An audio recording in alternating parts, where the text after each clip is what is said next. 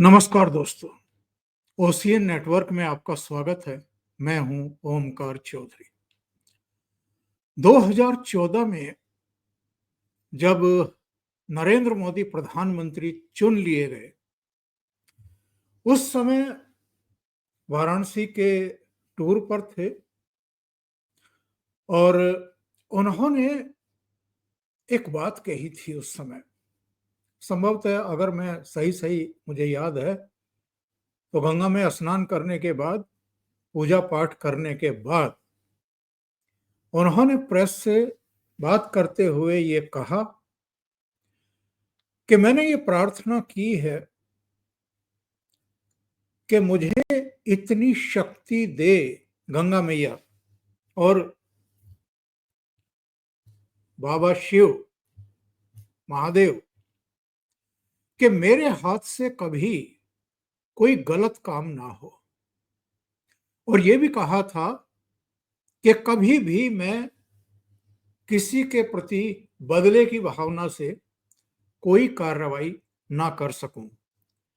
जिसके खिलाफ जो कार्रवाई होनी है वो कानून के अनुसार हो, मर्यादा में हो, और कोई इस तरह की शिकायत ना करने पाए कि मेरे साथ कोई ज्यादती हो गई है, जल्दबाजी हो गई है, या मुझे कोई पूरा अवसर नहीं मिला है।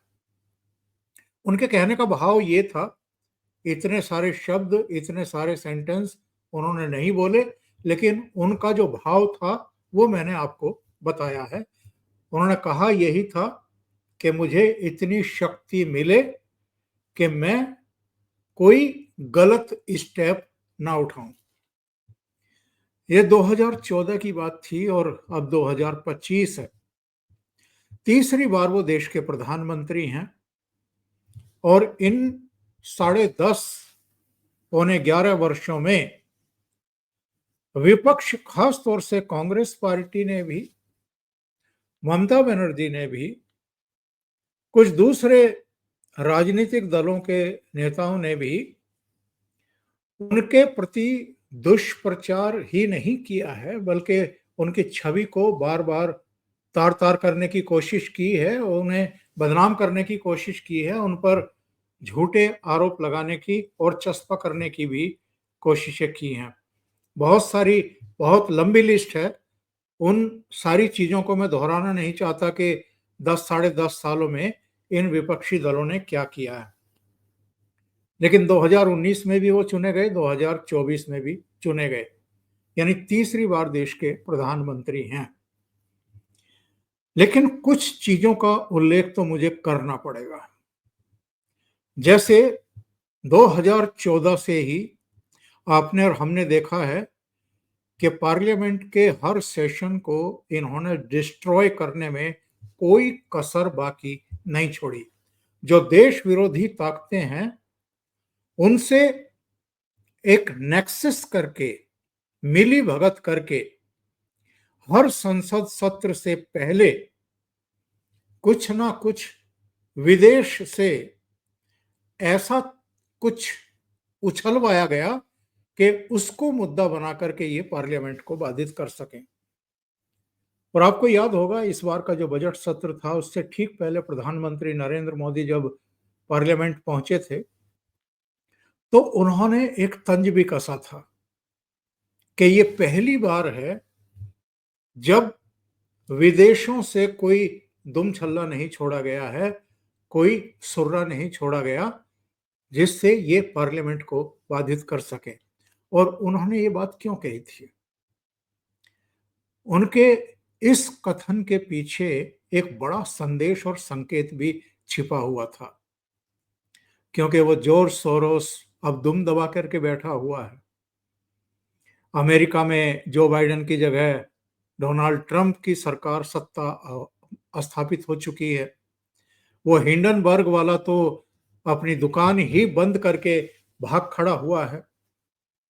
जो दूसरी ताकतें थी वो कमजोर हुई हैं, और जो अमेरिका की और यूरोप की, खास तौर से लंदन की यात्राएं करते थे, उसमें भी कमी आ गई है। उनके भी कंधे थोड़ा ढलक गए हैं। इधर जो हम देख रहे हैं, दिल्ली में जिस तरह की सियासी गर्मियां पिछले 2-3 दिन में दिखाई दी हैं, ऐसी मुझे बहुत कम देखने को मिलती हैं। 2-3 मोर्चों पर काम हुआ है, हो रहा है।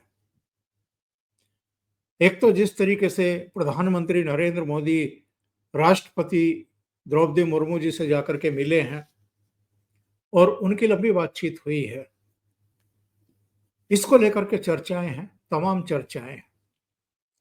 कुछ लोगों का कहना है कि अभी हाल में सुप्रीम कोर्ट की एक बेंच ने जिस तरीके से तमिलनाडु के गवर्नर को फटकार लगाई है, जिस तरीके से गवर्नर्स को और राष्ट्रपति तक को ये दिशा निर्देश जारी किए हैं कि जो भी राज्यों की विधानसभा से कानून पारित होकर के आते हैं, विधेयक पारित होकर के आते हैं और संबंधित गवर्नर जो राष्ट्रपति भवन को भेजते हैं राष्ट्रपति की अनुशंसा के लिए, उनको 3 महीने के भीतर राष्ट्रपति को क्लियर करना पड़ेगा।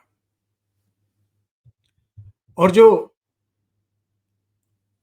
पॉकेट वीटो का अधिकार राष्ट्रपति को या गवर्नर को हुआ करता था, उस पर सुप्रीम कोर्ट ने कह दिया कि ऐसा कोई प्रावधान नहीं है और राष्ट्रपति अगर 3 महीने में वो फाइल क्लियर नहीं करते हैं तो उनको बताना पड़ेगा कि वो ऐसा क्यों नहीं कर रहे हैं। ऐसा आदेश राष्ट्रपति के लिए, राज्यपाल के लिए भी शायद कभी सुप्रीम कोर्ट की तरफ से नहीं आया। सुप्रीम कोर्ट के विचाराधीन इस समय ये जो वक्फ संशोधन अधिनियम बना है, वो भी बहुत सारी याचिकाओं के जरिए उनके सामने आ चुका है। और एक दिन पहले जब हम बात कर रहे हैं बृहस्पतिवार को, तो बुधवार से उन याचिकाओं पर सुनवाई भी शुरू कर दी है सुप्रीम कोर्ट की 3 सदस्यीय बेंच ने।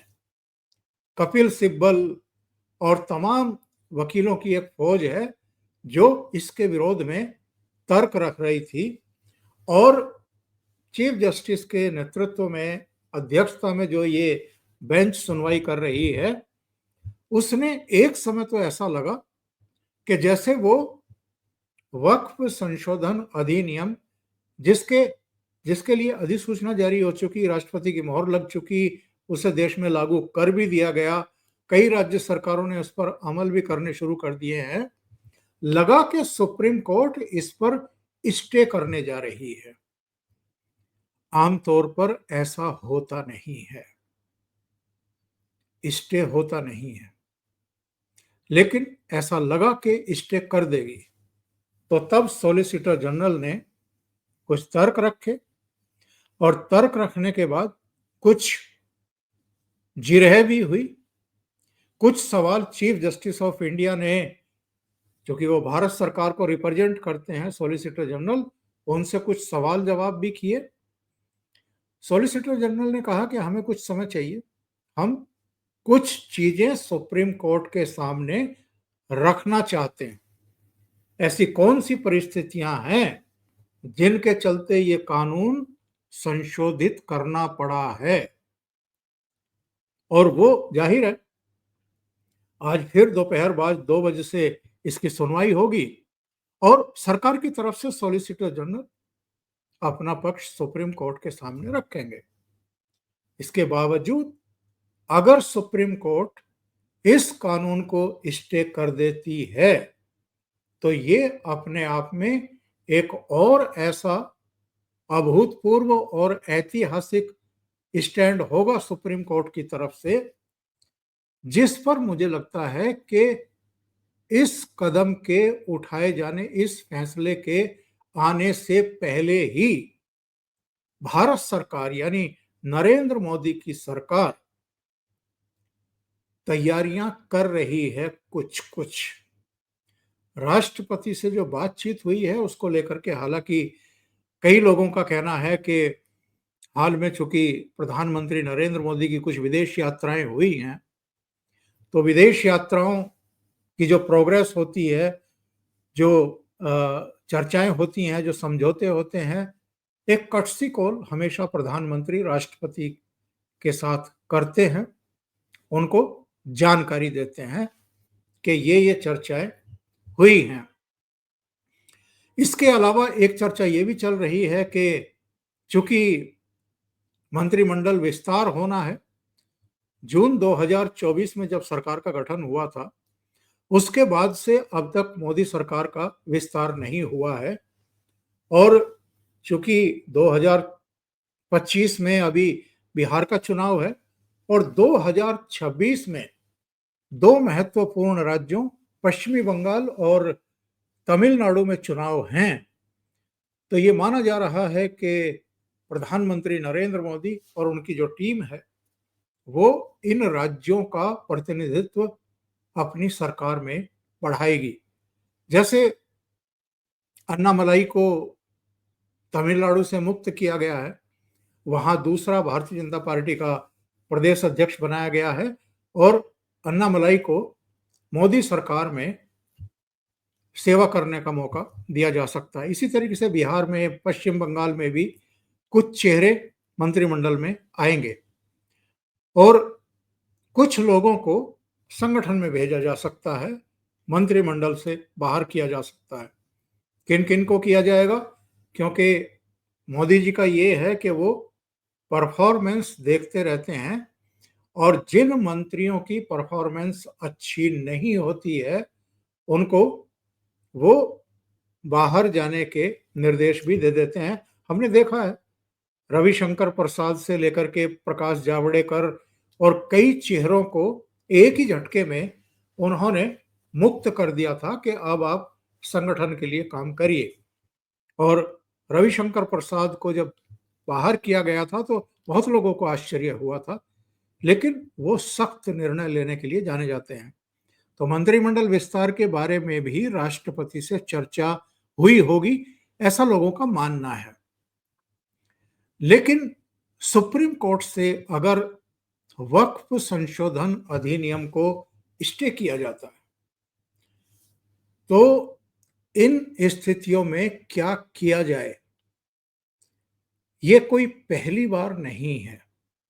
आपको याद होगा 2021 में जब यहाँ दिल्ली में वो 13 महीने का आंदोलन चल रहा था तथाकथित किसानों का, तो उस समय जो 3 कृषि कानून थे, उनको भी सुप्रीम कोर्ट ने पेंडिंग डाल दिया था।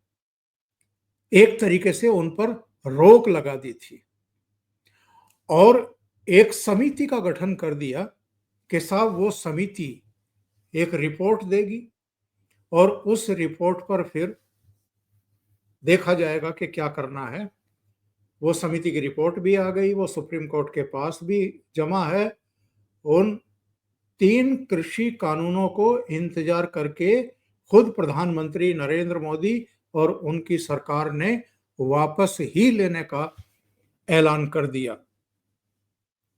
और अगर दोनों सदनों से पारित कोई कानून राष्ट्रपति की अनुशंसा मोहर के बाद अस्तित्व में कोई कानून आता है और उसको सरकार इंप्लीमेंट करना चाहती है, अधिसूचना जारी कर देती है और उसको फिर स्टे कर दिया जाता है, तो ये किस बेस पर ऐसा किया गया है, ये सुप्रीम कोर्ट ने तब कृषि कानूनों को पेंडिंग डालने से पहले नहीं बताया था। इससे एक बड़ा सवाल भी उठ रहा है कि कानून बनाने की जगह संसद है या सड़क है, और संसद जो कानून बनाती है, जो सरकार चुनी गई है, देश के द्वारा चुनी गई है, देश की जनता के द्वारा चुनी गई है, अगर उसके द्वारा बनाए गए कानून को सड़कों पर जो ये हिंसा होती है, प्रदर्शन होते हैं, धरने होते हैं, जो हाय हुल्लड़ होता है, इसके प्रेशर में आकर के क्या हमारी सुप्रीम कोर्ट अब फैसले करेगी? मैंने अपने एक पहले शो में भी कहा था कि जिस तरीके से ये अलग-अलग पॉलिटिकल पार्टियों ने जमीयत उलेमा हिंद को और ऑल इंडिया वक्फ बोर्ड को आगे करके देश भर में जो ये धरने, प्रदर्शन और ये हुल्लड़बाजी कराने का एक एक एक रणनीति तय की है, इसके पीछे उन्हीं चीज़ों को अप्लाई करने की एक रणनीति है इनकी, एक साजिश है, योजना है, जो इन्होंने किसान आंदोलन के समय की थी। शाहीन बाग में लोगों को बैठा दिया गया था जब सीएए लागू करने की बात थी। वो टलता गया उसके बाद, काफ़ी समय बाद, करीब डेढ़ 2 साल बाद उसको सरकार लागू कर पाई। लेकिन ये जो प्रेशर पॉलिटिक्स इस समय विपक्ष के द्वारा की जा रही हैं और सरकार को जो एक तरीके से अपंग और पंगु करने वाली ताकतें हैं, जो किसी भी तरह के सुधार करने की राह में रोड़ा बन करके, बाधा बन करके खड़े होना चाहते हैं, उन ताकतों के दबाव में अगर सुप्रीम कोर्ट इस तरह के फैसले करने लगेगी, तब क्या किया जाएगा? इस समय एक चर्चा ये भी है कि जो इस समय राजनीतिक सरगर्मियां दिल्ली में देखने को मिल रही हैं, इसके पीछे की वजह ये है क्योंकि एक दिन पहले जेपी नड्डा के यहाँ अमित शाह, राजनाथ सिंह और कुछ दूसरे नेता पहुंचे थे और जो बुधवार की शाम को अमित शाह के यहाँ कई सीनियर नेता इकट्ठा हुए। तो कहा जा रहा है कि चूंकि भारतीय जनता पार्टी के नए अध्यक्ष का किसी भी समय ऐलान होने वाला है, इसलिए ये सरगर्मियां देखने को मिल रही हैं। लेकिन एक तीसरा घटनाक्रम भी है। एक घटनाक्रम तो पश्चिम बंगाल में चल रहा है इस समय। जगह जगह आगजनी, घरों में तोड़-फोड़, व्हीकल्स जलाना, पुलिस बल पर पथराव करना, बीएसएफ के ऊपर भी पथराव करना और ममता बनर्जी का इमामों के साथ सम्मेलन करना एक स्टेडियम में और वहां फायरी स्पीच देना, चैलेंज करना, केंद्र सरकार को ब्लेम करना कि बांग्लादेश से वो लोगों को लाई, बीजेपी लाई और यहां हिंसा करवाई, हिंदुओं के खिलाफ भी और मुस्लिमों के खिलाफ भी, और इसमें बीएसएफ को भी उन्होंने ब्लेम कर दिया और अपने चीफ सेक्रेटरी को कहा कि आप बीएसएफ के खिलाफ जांच करिए और उसकी रिपोर्ट दे दीजिए।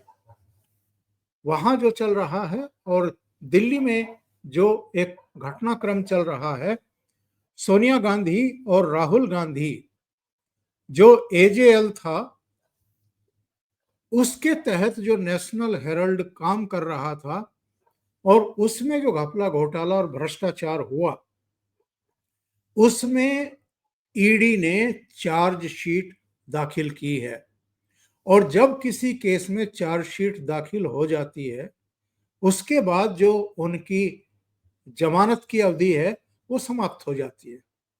यानी चार्जशीट जैसे ही पेश हुई तो दिसंबर 2015 में सोनिया गांधी और राहुल गांधी को जो जमानत मिली थी पटियाला हाउस कोर्ट से, अब वो जमानत स्वतः समाप्त हो गई है। तो अब ईडी के हाथ खुल गए हैं। आमतौर पर जब कोई चार्जशीट पेश की जाती है, उसके बाद कुछ कड़े कदम उठाए जाते हैं और केजरीवाल, मनीष सिसोदिया, के कविता, विजय नायर, ऐसे बहुत सारे चेहरे हैं जो चार्जशीट पेश हुए बिना भी संपत्तियां जब्त हुई और उनको अरेस्ट किया गया, कोर्ट में पेश किया गया और उनको फिर पूछताछ के लिए हिरासत में लिया गया और फिर उनको न्यायिक हिरासत में भेजा गया। अरविंद केजरीवाल करीब 5.5 महीने, 6 महीने जेल में रह करके आए हैं जमानत पर। मनीष सिसोदिया करीब 1.5 साल। इसके अलावा 6 महीने संजय सिंह, 6 से 7 महीने के कविता और विजय नायर वगैरह ये ज्यादा। तो ऐसे में क्या सोनिया गांधी और राहुल गांधी की भी गिरफ्तारी हो सकती है, जिसकी मैं न्यूनतम संभावनाएं बताता आ रहा हूं, क्योंकि नरेंद्र मोदी इनको गिरफ्तार करके इनके प्रति किसी तरह की सहानुभूति पैदा नहीं होने देना चाहते हैं। तो जितनी भी इस समय राजनीतिक गतिविधियां चल रही हैं, और साथ में एक घटनाक्रम और भी आप देख रहे होंगे, लगातार 2 दिन तक गुरुग्राम की एक जमीन में बड़ा घोटाला, बड़ा हेर फेर, और मैं कहूंगा कि उसका लैंड यूज चेंज करा करके जो सोनिया गांधी के दामाद रॉबर्ट वाड्रा ने बड़ा गुलगपाड़ा किया था। डीएलएफ से 7 करोड़ का कर्ज लेकर के कोई जमीन खरीदी जाती है, और वो 7 करोड़ का भी भुगतान कभी उसको नहीं हुआ जिससे कर्ज लिया गया था। लेकिन 7 करोड़ में एक जमीन खरीद करके फिर डीएलएफ को ही वो करीब 50 करोड़ में बेच भी दी जाती है। तो रातों रात 40 करोड़ से ज्यादा कमा लेने वाला आदमी, बल्कि जितने में बेची वो सबका सब उसी का। इसकी जांच चल रही है ईडी की। 2 दिन पूछताछ हो चुकी है, आज भी तीसरे दिन पूछताछ के लिए बुलाया गया है। 53 कांपे हुए हैं कांग्रेसियों के भी और गांधी नेहरू परिवार के भी। उनको लग रहा है कि शिकंजा कस दिया गया है, और जिस तरह से गांधी नेहरू परिवार के चश्मो चराग राहुल गांधी ने प्रधानमंत्री नरेंद्र मोदी पर फब्तियां कसी हैं, उकसाने की कोशिश की है, उनकी बेइज्जती की है पार्लियामेंट में खड़े होकर के, उनकी जिस तरह की बॉडी लैंग्वेज रही, जिस तरह के इनके दौरे रहे हैं, रहस्यमय दौरे रहे हैं, स्वभाव में भी जिस तरह की आपत्तिजनक भाषा का प्रयोग करते हैं, ये उसको लेकर के कहीं ना कहीं एक ये संकेत मिल रहे हैं कि अब वो जो 2014 में एक शपथ ली थी, उन्होंने संकल्प लिया था कि मेरे हाथ से कोई गलत काम ना हो जाए, मैंने ये प्रार्थना की है, ऐसा लगता है उससे पूरा बचते हुए, और जो भी एजेंसियां हैं वो अपनी गति से ही जितनी जांच है उनको अपने अंजाम तक पहुंचाए। तो नरेंद्र मोदी निरपेक्ष भाव से उस घड़ी का भी इंतजार कर रहे होंगे जब एजेंसियां इनको इनके मुकाम तक पहुंचाएं। 10-11 साल से रॉबर्ट वाड्रा के खिलाफ जांच चल रही है।